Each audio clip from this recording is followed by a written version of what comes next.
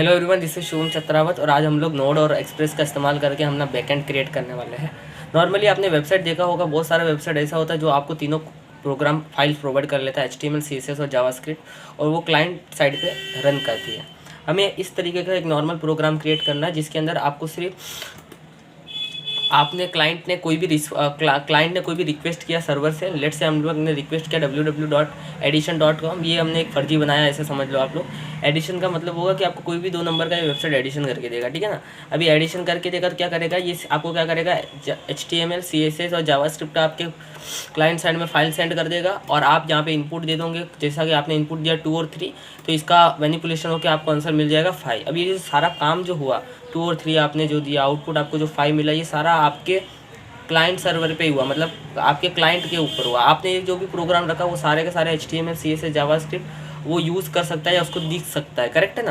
लेकिन मैं नहीं चाहता हूँ कि मेरा कोड कोई कॉपी करे, तो मैं नहीं चाहता हूँ उसको जावास्क्रिप्ट भेजूँ या कोई भी ऐसा कोड हो जो मैं उसको सेंड करना नहीं चाहता हूँ।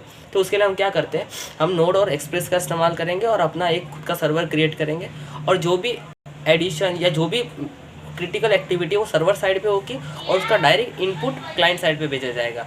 जैसे कि देखो कैसे, कि मान लो मैंने इनपुट 2 और 3 दिया, यहाँ पे आउटपुट 5 मिला था। अभी मान लो कि अगर मैंने कुछ भी मैंने रिक्वेस्ट किया सर्वर से, तो सर्वर मेरे को सिर्फ HTML, CSS का फाइल भेजेगा और मुझे कुछ इस तरीके से खूबसूरत सा होम पेज दिखने लगेगा with the help of HTML और CSS।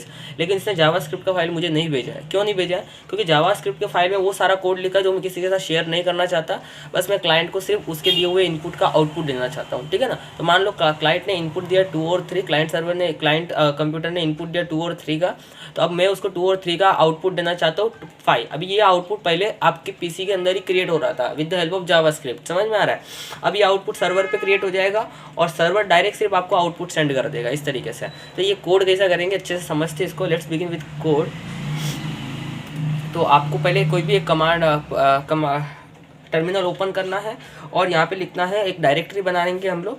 पहले आप डायरेक्टरी कहाँ बनाना चाहते हो, मैं डी ड्राइव में वेब डेवलपमेंट के फोल्डर में एक डायरेक्टरी बना रहा हूँ। उसके लिए कमांड में लिखूंगा मेक डायरेक्टरी MKDIR और मैं लिख दूंगा एडिशन, ठीक है ना। इस तरीके से ये बन गया मेरा एक डायरेक्टरी बन चुकी है एडिशन। अब मैं इस डायरेक्टरी के अंदर आना चाहता हूँ। डायरेक्टरी के अंदर आके मैं छोटे छोटे फाइल्स बनाना चाहता हूँ, जैसे कि जावास्क्रिप्ट का और HTML का। तो मैं CD लिख दूंगा और CD के लिखने के बाद मैं लिख दूंगा यहाँ पे एडिशन। तो मैं इस डायरेक्टरी के अंदर आ जाऊँगा, ठीक है ना।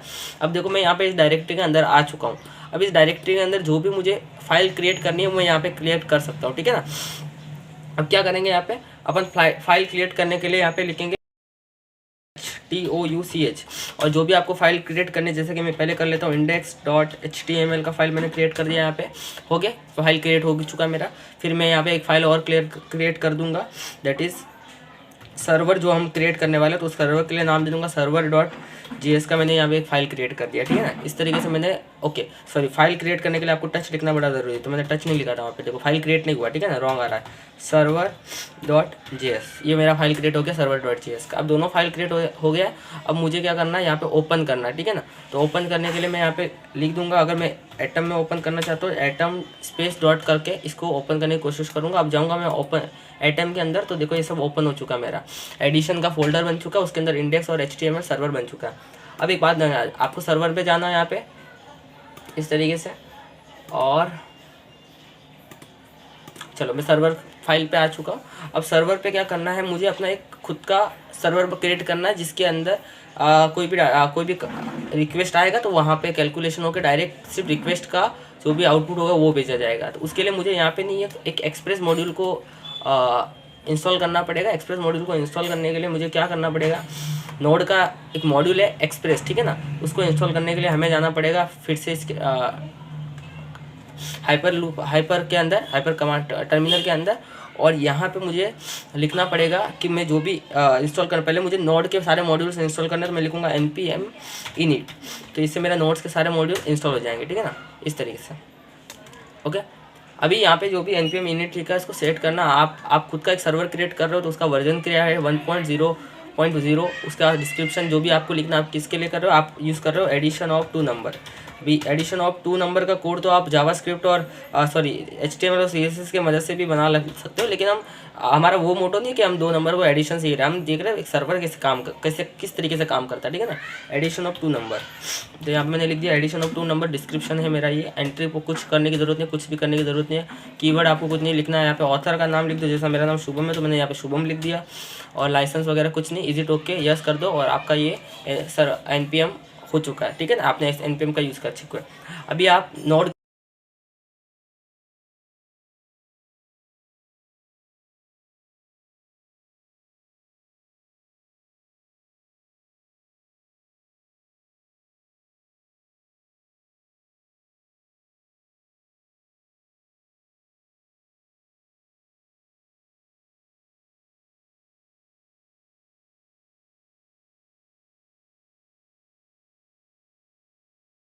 क्या करना है, अभी यहाँ पे आपको नोड का एक मॉड्यूल इंस्टॉल करना है जिसका नाम क्या है, एक्सप्रेस है, ठीक है ना, जो आपको हेल्प करेगा नोड को बहुत इजी बनाने में। तो आपको लिखना है यहाँ पे NPM इंस्टॉल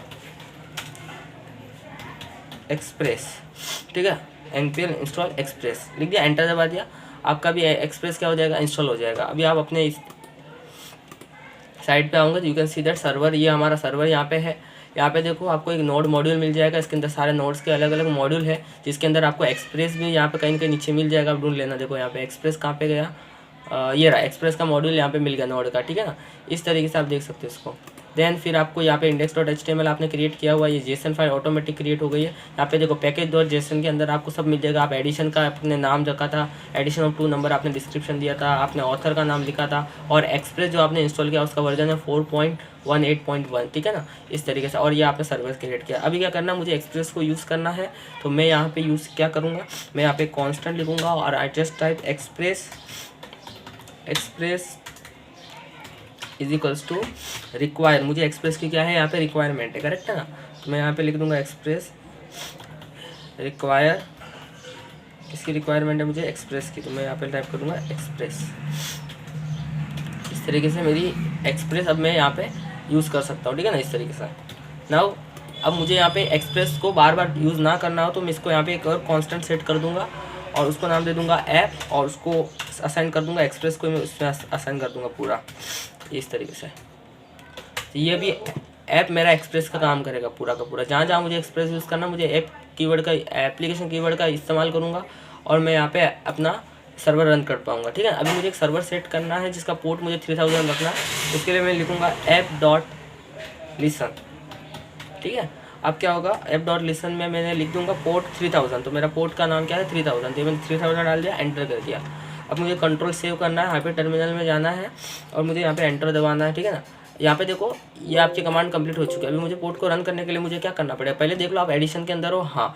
अभी यहाँ पे आपको टाइप करना है नोड टू रन, आपका जो सर्वर है वो आपको रन करना, तो यहाँ पे मुझे क्या टाइप करना पड़ेगा, नोड टाइप करने के बाद जो भी आपका नाम है फाइल का वो डालना है, server.js, और एंटर करो। आपका यहाँ पे सर्वर रन होने लग गया। देखो जब भी हम एंटर कर रहे थे इस तरीके का प्रॉम्प्ट आ रहा था, लेकिन अब यहाँ पे आपको कोई भी प्रॉम्प्ट नहीं आ रहा, मतलब आपका सर्वर रन हो रहा है। पता करने के लिए आप कोई भी ब्राउज़र में चले जाओ, मैं यहाँ पे अपने एक नए ब्राउज़र में आ जाता हूँ। आप क्रोम में जा सकते हो, और या आप अपने कोई सी भी ब्राउज़र में आप चले जाओ और यहाँ पे लिखो लोकल होस्ट 3000 जो हमने अभी डाला था, बराबर ना, लोकल होस्ट 3000 पूरा डाल देते। चलो लोकल होस्ट, एंटर दबा दो। अब यहाँ पे लिखा कैनॉट गेट, आपको कुछ नहीं मिल रहा। देखो इसका फंडा क्लियर है, आपका अभी सर्वर रन है, बराबर ना, लेकिन हमने जो सर्वर रन है उसको अब तक कोई फाइल या इनपुट दिया ही नहीं है। बस आपका सर्वर अब काम करने लग चुका है, ठीक है। यहाँ पे हमने अब तक कोई कोड लिखा नहीं इतना, बस आपका सर्वर रन है ये पता चल गया आपको और अच्छे से समझना है कि आपका सर्वर रन है कि नहीं, क्योंकि यहाँ पे जो कमांड लाइन आपने लिखी है ये चालू तो हो चुका है, लेकिन यहाँ पे कुछ अगर लिखा हुआ आएगा तो आपको समझ जाएगा कि सर्वर रन है या नहीं है। तो उसके लिए हम लोग क्या करेंगे, यहाँ पे कॉल बैक फंक्शन का इस्तेमाल करेंगे। सिंपली यहाँ पे आपको लिखना है फंक्शन इस तरीके से, और फिर आपको यहाँ पे 2 कर्ली ब्रैकेट देखिए। इस फंक्शन के अंदर आपको कोई भी जो भी आपको मैसेज देना है वो लिख लो। तो यहाँ पे लिखोगे, आप बोलोगे सर्वर रनिंग ऑन पोर्ट 3000, बराबर ना। इस पोर्ट पे आपका सर्वर रन कर रहा है। 3000 क्या एड्रेस है सर्वर का, जहाँ पे आपका ये सर्वर काम करने वाला है, ठीक है। अब आप जाओ वापस टर्मिनल के अंदर जाओ, वापस कंट्रोल सी दबाओ क्योंकि आपको सर्वर को बंद करना पड़ेगा। अब आपका सर्वर बंद हो चुका है, डॉलर साइन आ गया यहाँ पे। वापस रन करने के लिए आपको वापस इस तरीके से कमांड टाइप करने की ज़रूरत नहीं है। अगर आपने कमांड पहले टाइप कर रखी है ऊपर वाले में, आप अपर एरो की प्रेस करो, वापस सेम लिखा हुआ आएगा, एंटर दबा दो। अभी आपका सर्वर रन होने लगा है और आपको एक मैसेज भी आ रहा है, देखो सर्वर रनिंग ऑन पोर्ट 3000, जो हमने यहाँ पे लिखा था। तो ये हमें हेल्प करेगा बार बार कि आपका सर्वर काम कर रहा है कि नहीं कर रहा है। अभी सेकंड चीज़ क्या आती है कि हम चाहते हैं कि हमारा इस तरीके से जो सर्वर हमने क्रिएट किया है उसको कुछ ना कुछ तो मैसेज मिले, बस वो मतलब इस तरीके से नॉर्मली सिर्फ रन नहीं करते रहे उसको। यहाँ पे देखो कुछ भी आउटपुट आपको कुछ दिख ही नहीं रहा है, यहाँ पे आपको कुछ ना कुछ मैसेज चाहिए। तो मैं चाहता हूँ कि सर्वर पे मैं एक HTML फाइल सेंड करूँ, लेकिन HTML file with the help of server send करूँ। तो उसके लिए पहले मैं HTML में थोड़ा सा इंडेक्स में कोड लिख लेता हूँ। यहाँ पे आप क्या करना है, HTML का बॉयलर प्लेट निकालो। अभी यहाँ पे क्या करो, टाइटल में आप नाम दे दो एडिशन और come to the body section, और यहाँ पे आप लिख दो आपको क्या करना है। आप H1 करके हेड ला दो जिसमें आप एडिशन करने वाले हो, तो बड़े शब्दों में एडिशन लिख के आ जाएगा यहाँ पे। ठीक है, ये आपका एडिशन आ गया। नाउ एडिशन आपने लिख दिया। नाउ आपको एक फॉर्म क्रिएट करना जिसके अंदर आप इनपुट ले सको 2 नंबर का। तो I just create a form, और जिसके अंदर मैंने यहाँ पे कुछ नहीं किया, यहाँ पे जस्ट चेंजेस कुछ नहीं कर रहा हूँ मैं। यहाँ पे आपको बस एक प्लेस होल्डर डालना है क्योंकि फॉर्म के अंदर जो भी यूज़र एंटर करेगा,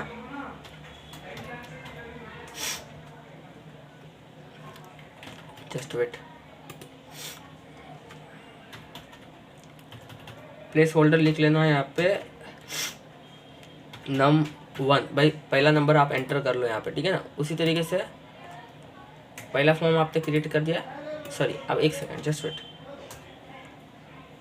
तो आपने H1 इजिकल टू एडिशन यहाँ पे कर दिया, H1 का टैग डाल दिया एडिशन के नाम पे। अब यहाँ पे आपको क्या करना है, फॉर्म क्रिएट करना है। तो आप फॉर्म लिख दो यहाँ पे और इस तरीके से एंड एंटर दबा दो। तो आपका ये फॉर्म क्रिएट हो चुका है। फॉर्म के अंदर आपको 2 इनपुट लेना है, तो यहाँ पे आप इनपुट के लिए एंटर दबा दो। एक इनपुट आ गया। इनपुट के लिए आप यहाँ पे नेम लिख दो num1 क्योंकि यहाँ पे हम पहला नंबर एंटर करने वाले हैं। और सबसे इम्पोर्टेंट यहाँ पे आप प्लेस होल्डर लिख दो कि भाई जब भी यूज़र आपके वेबसाइट पे आए तो उसको दिखे कि यहाँ पे क्या डालना है।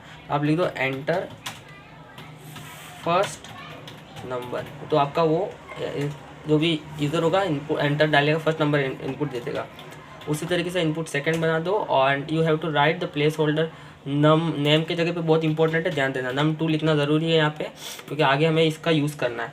ठीक है, और यहाँ पे आप लिख दो प्लेस होल्डर अगेन, और प्लेस होल्डर के जगह पे आप लिख दो एंटर सेकेंड नंबर। तो यहाँ पे आप you just type here that is enter second number. आपने एक एंटर सेकेंड नंबर दिया। अभी आपने जो भी इनपुट दिया है आपको सबमिट बटन तो चाहिए क्योंकि जो भी इनपुट दिया उस पर कैलकुलेशन तो करना है। तो एक बटन लगा दो और उसका टाइप ध्यान रखना, उसका टाइप लिखना बड़ा ज़रूरी है, उसका टाइप सबमिट होना चाहिए, ठीक है ना। तो जाके कुछ सबमिट होगा ना। और यहाँ पे नेम भी उसका सबमिट ही दे दो क्योंकि हमें सबमिट ही करना, तो नेम भी दे दो उसका सबमिट। ठीक है, ये आपका मिल गया HTML। ठीक है, अभी इसको देखते हैं हम कैसा बना HTML यहाँ पे। तो इसको आप जाओ यहाँ पे और just what you have to do, copy full path कर लो इसको। ये मेरा मोटो नहीं, आपको HTML सिखाना, सभी को आता होगा ये तो। आप जाओ, ये देखो इस तरीके से बन गया। यहाँ पे देखो बटन में कुछ लिखा नहीं आ रहा, तो यहाँ पे बटन को मैं जस्ट राइट समथिंग कि कैलकुलेट, जो भी कर रहा है उसको कैलकुलेट करो। तो यहाँ पे कैलकुलेट करने के लिए प्रेस कर लो, just go there and again go. तो आपका यहाँ पे बन चुका है ये अच्छा से, लेकिन मैं थोड़ा सा अच्छा नहीं लग रहा, तो इसको मैं अपने तरीके से पहले से स्टाइल करके रखा है यहाँ पे। तो जस्ट गो एयर और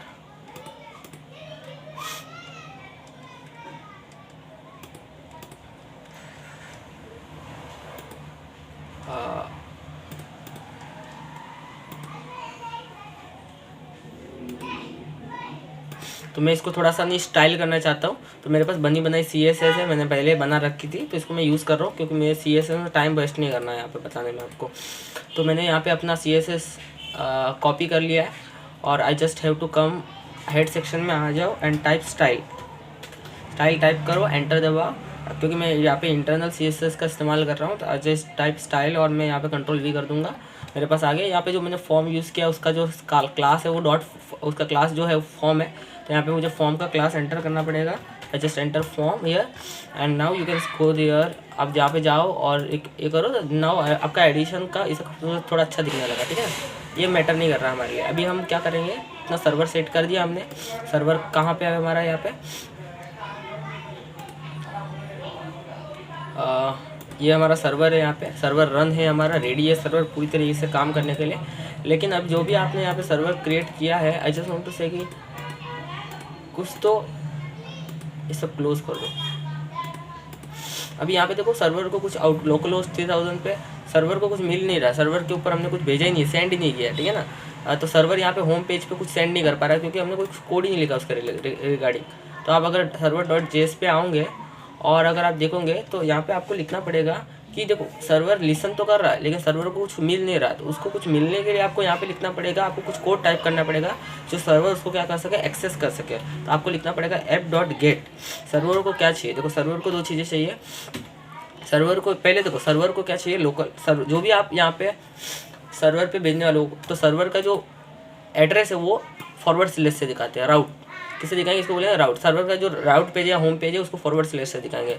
जो भी हम यहाँ पे भेजने वाले हैं वो किधर भेजने वाले, होम पेज के ऊपर भेजने वाले with the help of app.get, ठीक है। कॉमा डाल दो यहाँ पे।